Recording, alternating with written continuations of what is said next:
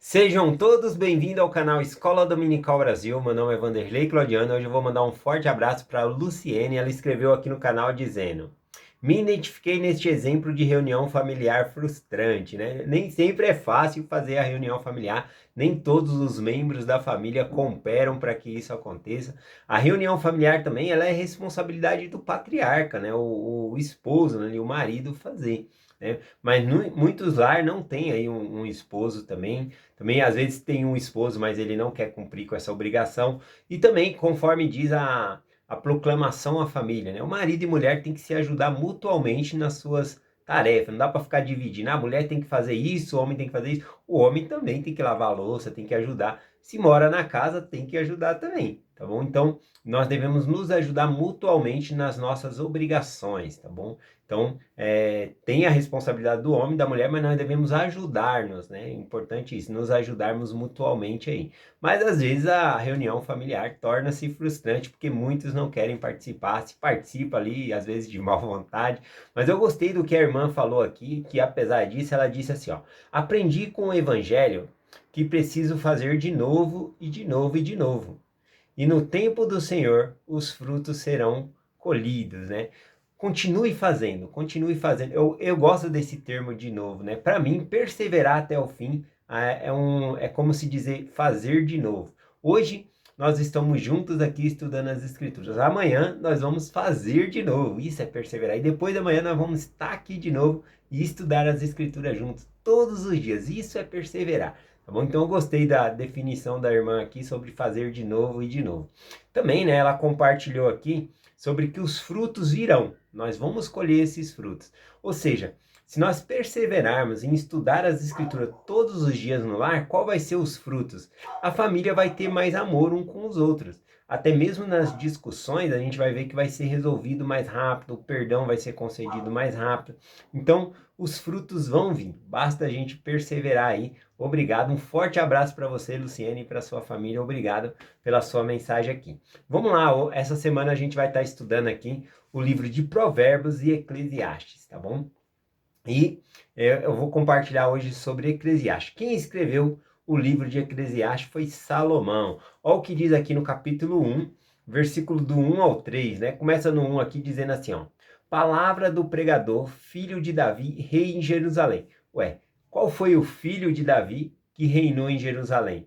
Foi Salomão, né? Então aqui quem escreveu o livro de Eclesiastes foi Salomão. Devemos tomar atenção aqui no versículo 3, né? O versículo 3 diz assim, ó: que proveito tem o homem de todo o seu trabalho, em que ele trabalha debaixo do sol? Então aqui, o propósito do livro que Salomão está escrevendo aqui, ele está falando assim, olha o proveito que o homem tem no seu trabalho debaixo do sol. Ele está escrevendo uma sabedoria aqui, segundo os homens, tá bom? Segundo uma sabedoria debaixo do sol. Então não é uma sabedoria de Deus. Porque a nossa sabedoria ela é limitada, embora existe muita gente inteligente, né, com grande sabedoria, tem um limite, tem um limite. Então a inteligência humana tem um limite, e é dessa inteligência, é como se esse livro aqui estivesse falando assim, ó, essa é a filosofia dos homens, olha como o homem pensa debaixo do sol, é disso que ele está falando. Então aqui nem tudo é doutrina, tá bom? Então nós vamos estar estudando isso durante a semana aqui, tá bom? E já isso é do capítulo 1 aqui, ele já menciona isso e vai até o capítulo 10. Aí do capítulo 11 e 12 de Eclesiastes ele muda. Aí ele começa a falar da sabedoria de Deus, que é então infinita, né, ilimitada a sabedoria de Deus. E aí o livro pega outra proporção também. Só que é importante dizer que seja a filosofia dos homens ou a sabedoria de Deus, você não pode levar a palavra ao pé da letra. Você tem que entender qual é o contexto histórico, o que aquilo está te ensinando. Exemplo, né? Jesus Cristo ensinou lá no Novo Testamento: se a tua perna esquerda te escandalizar, corta ela e joga para longe de ti, porque é melhor você entrar no reino dos céus, né, coxo, ou seja, aleijado, sem uma perna, do que todo o seu corpo ir para o inferno. Né? Então, que ensinamento é esse? Será que se eu estou fazendo coisa errada, eu tenho que serrar minha perna e jogar para fora? Não, é uma expressão idiomática. Né? Então, aqui está explicando o quê? se aonde você está indo, claro que é você que comanda as suas pernas, então está dizendo aqui, se os lugares que você está frequentando está te levando para o mau caminho, está te levando para longe de Deus, então deixe de frequentar esse lugar. Não é para você arrancar sua perna, deixe de frequentar esse lugar e frequente. Tem tantas coisas boas na igreja, atividades, né? Até mesmo fora da igreja, museu, né? Lugares recreativos, parques, né? Que podemos ir. Então tem muitos lugares bons. Então não compensa você usar suas pernas para ir num lugar ruim. Também uma outra interpretação disso é se com quem você anda, né? Se aquele amigo com quem você anda só te leva para o mau caminho, você tem que deixar de andar. Você não vai deixar a amizade, você vai deixar de andar com esse amigo. É porque ele está indo para um caminho errado e você é melhor você não acompanhar. É isso que significa. Então nós não podemos pegar a palavra e levar ao pé da letra, tá bom? E isso vale aqui no Velho Testamento também. Olha só, eu vou compartilhar hoje com vocês Eclesiastes capítulo 11, versículo 1. Olha esse versículo aqui, vê se vocês entendem, ó. O versículo 11 diz assim: lança o teu pão sobre as águas, porque depois de muitos dias o achará. Tem algum sentido essa escritura para vocês? Você pegar o seu pão, né, e lançar sobre as águas e depois de muitos dias você vai achar o pão de novo?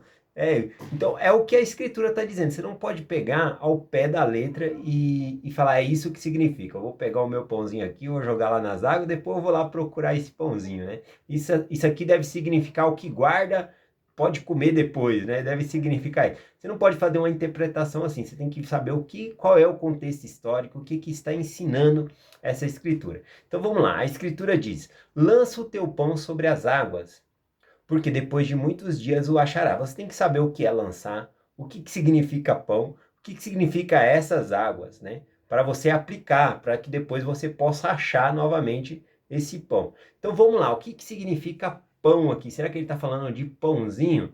Tem duas maneiras de você identificar qual é o sentido da palavra pão aqui, tá bom? Uma delas é você saber que significa alimento. Por exemplo, Jesus Cristo, lá em Mateus capítulo 6, lá no versículo 11, ele está ensinando sobre a oração, né? Os apóstolos pediram para ensinar ele a orar, ele dá um exemplo ali de oração, ensinando a oração do Pai Nosso. E lá na oração do Pai Nosso, ele diz lá em Mateus 6, versículo 11, dizendo: o pão nosso de cada dia nos dai hoje, né? Então, será que Jesus Cristo está querendo dizer ali que é só o pão? Né? Não, o pão é o sustento. Ele está falando, o pão nosso de cada dia nos dá hoje. Então é o peixe, é a carne, é o azeite, é a fruta, né? Então é a lavoura, tudo. Então o pão significa o alimento, tá bom? Então você tem que saber isso. Então engloba tudo. Então o pão é o sustento. Então significa o mantimento. Também, por exemplo, quando Jesus Cristo ensinou, né, que ele é o pão da vida. Né? Ele é o verdadeiro pão que desceu do céu, que nos sustenta, tá bom? Então você não pode pegar literalmente e dizer que um pãozinho, por exemplo, na sacramental, nós fazemos o sacramento. O pão não é literalmente o corpo de Cristo, mas é um simbolismo do corpo de Cristo, tá bom? Então quando nós comemos o pão, né, aquele alimento ele vai fazer parte de nós. Então a gente está simbolizando que Cristo ele vai fazer parte de nós, tá bom? Então o pãozinho ele significa ali o corpo de Cristo que foi rasgado por nós, né? Tem o simbolismo que no sacramento a gente corta o pão ali. Então o corpo de Cristo foi dilacerado por nós. Então o sacramento significa isso. Então só para falar aqui que o pão, né, ele tem esse sentido, não é literário um pão, mas aqui significa o corpo de Cristo. E também, por exemplo, numa ordenança, não se muda as palavras. Então vamos pegar aqui a ordenança do sacramento, né, do pão. Vamos supor que não tinha o pão, e aí foram lá na primária para pegar um biscoito, uma bolacha ali para fazer o sacramento, para não ficar sem o sacramento. Foi uma emergência, não tinha pão, sei lá, acabou o trigo, não tinha pão em lugar nenhum, não acharam pão. Vai ficar sem o sacramento? Não. É mais importante renovar os nossos convênios com Deus. Então eles foram lá na primária, alguém ia falar, tem essa bolacha aqui, vai lá, pega a bolacha lá das crianças e coloca lá para fazer o sacramento. Então vai partir ali, né, aquela bolacha, cortar, mas na hora de fazer o sacramento, você não vai dizer bolacha, porque A ordenança não pode mudar as palavras, você vai dizer pão a mesma coisa, tá bom? Então não se muda a palavra da ordenança, então vai dizer o pão, né? O corpo de Cristo vai ser o pão naquele momento ali, vai se dizer dessa maneira. A bolacha também é um sustento, né? Vai simbolizar o corpo de Cristo, mas tem que se usar a palavra pão, tá bom? Então agora nós entendemos aqui que a palavra pão não significa literalmente um pão. Então a gente pode voltar lá no versículo 1, né, de Eclesiastes, que diz assim: lança o teu pão sobre as águas. Então nós sabemos aqui que o pão é o sustento, lança o seu sustento sobre as águas. Então a gente pode entender dessa maneira para chegar nessa conclusão aqui. E também tem a ideia das escrituras de maneira paralela, tá bom? O paralelismo. O paralelismo dentro das escrituras nos ensina muitas coisas. Por exemplo, vou dar um exemplo de paralelismo aqui. O paralelismo é dizer duas coisas, é dizer uma coisa só que em duas frases de maneiras diferentes, mas significa a mesma coisa. Por exemplo, eu criei uma frase aqui. Eu digo aqui, ó: Israel é forte e valente. Israel é poderosa e corajosa. Ó, forte, poderosa. É a mesma coisa, eu só estou dizendo de maneira diferente. Valente e corajoso. É a mesma coisa, só estou usando palavras diferentes. Então, dentro desses paralelismos, a gente consegue achar o significado das palavras. Então, por exemplo, aqui em Isaías capítulo 30, versículo 23, diz assim, ó: e então dará chuva sobre a tua semente, e semeares na terra, como também o pão do fruto da terra. Olha, o pão não sai da terra, o que sai da terra é o trigo. Então, a palavra semente significa pão. Agora a gente volta lá para Eclesiastes e agora a gente entende aqui, ó. Então, o que ele está dizendo aqui, ó? Lança o teu pão sobre as águas. Que pão? Né? O pão aqui, então, é semente, tá bom? O pão que sai da terra é uma semente. Então ele está falando da semente. Lança a tua semente nas águas. Que água? Não é um rio, tá bom? As águas aqui, a gente acha paralelismo lá embaixo também em Isaías, falando daqui de águas como chuva. Ele usa o paralelismo de água em cima e chuva embaixo. Então é a mesma coisa. Então ele está falando o que aqui? Vamos mudar o versículo para nós interpretarmos aqui, ó. Lança a tua semente sobre as águas ou sobre a chuva, ou seja, na época de chuva, tá bom? Existem duas épocas, né? Ainda hoje, sim, né? Em Israel tem duas épocas que são épocas de plantio por causa da época da chuva. Então chove-se duas vezes, mais ou menos ali por ano, a época da chuva, né? Porque é a época que eles plantam ali. Então é no mês de abril, março, abril, né? Dependendo da lua ali, né? Que o calendário deles é lunar, fica entre março, abril e também em outubro. Isso dá período de 6 meses para a próxima plantação ali, tá bom? Então essa é a época. Ele está falando o que aqui? Lança a tua semente, né? Na época de chuva, né? Porque assim você achará. Agora, como que eu posso aplicar isso, tá bom? Vamos supor que a pessoa plantou e colheu. Ela colheu ali, vamos supor, uma família grande, aí 10 sacos, né? Eu acho que não usava muito saco naquela época, né? Saco é hoje em dia, saco de batata, coisa assim. Vamos supor, ela colheu 10 jarros, né? Em jarro eles guardavam alimentos. 10 jarros de trigo, né? Eles plantaram ali o trigo e colheram 10 sacos, 10 jarros de trigo.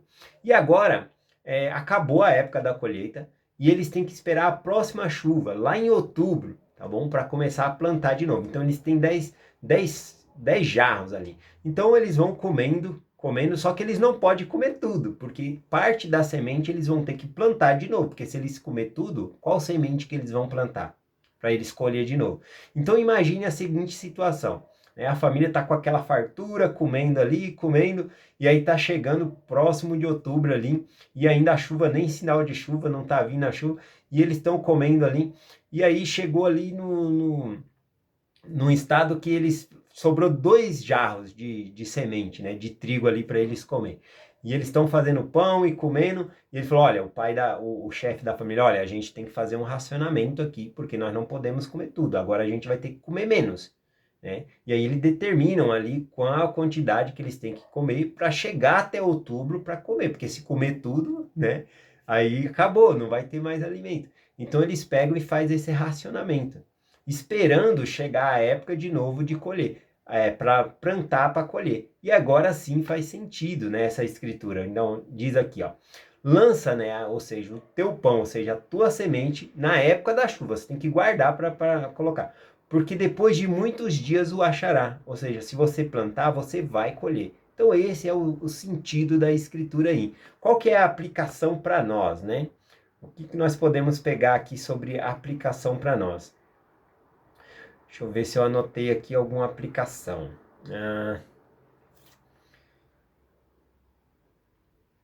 Aqui. Bom, uma aplicação é que você... tem um ditado que minha mãe falava, né? Quem come e guarda a mesa, come duas vezes, alguma coisa assim. Eu esqueci o ditado, né?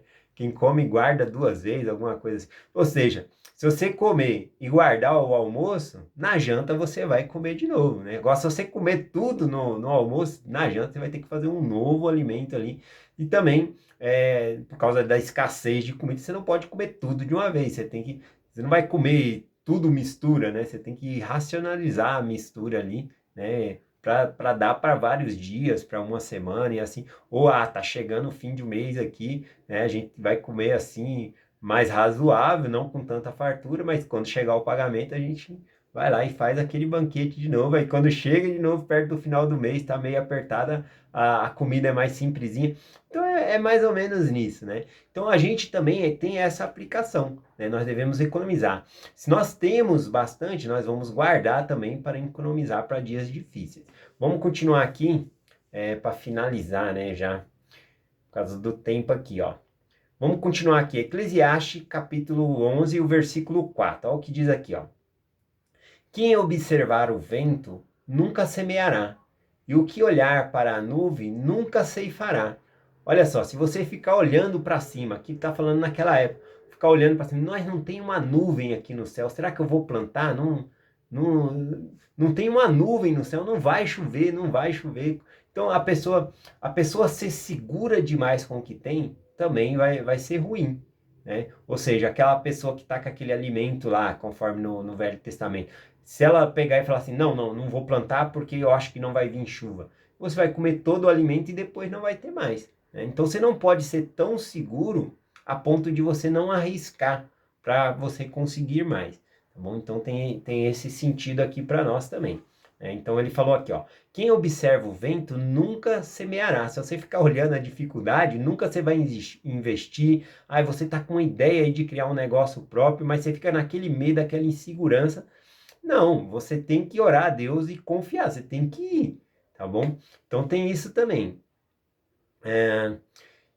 Às vezes o medo, o medo é bom porque também a gente não pode viver conforme eu estava falando, tem aqui, a gente come tudo de uma vez, vamos, quanto dá, vamos viver aqui, vamos, e depois ficar passando muito apertado, isso é ruim. Então a gente tem que ser seguro sim, mas não seguro a tempo de ficar privando a família, sendo que dá para ter mais coisas, tá bom? A gente tem isso também. Tem que economizar para o futuro, mas a gente também tem que aproveitar a vida. Então tem que ter um equilíbrio aí, na verdade, tá bom? Então esse versículo fala sobre isso, né? Quem observa o vento nunca semeará. E quem olhar as nuvens nunca ceifará, né? Nunca vai colher o fruto ali. Então é a falta de fé. A gente tem que ter fé também para plantar a semente. O versículo 5 em diante diz assim, ó, versículo 5 diz assim: assim como tu não sabe qual é o caminho do vento, nem como se formam os ossos no ventre da mulher grávida, assim tu não sabes as obras de Deus, que fazes todas as coisas.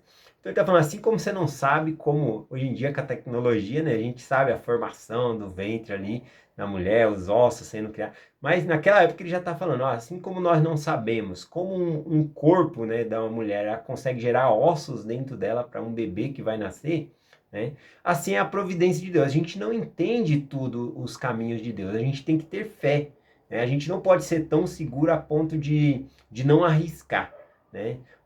De não arriscar, de não ir atrás de um trabalho, de não arriscar, eu perdi esse emprego, será que vai dar certo esse outro tipo de emprego aqui? Tem que arriscar, às vezes vai ser até melhor do que o outro que você tinha, tá bom? Versículo 6 aqui para finalizar. Versículo 6 de Eclesiastes 11.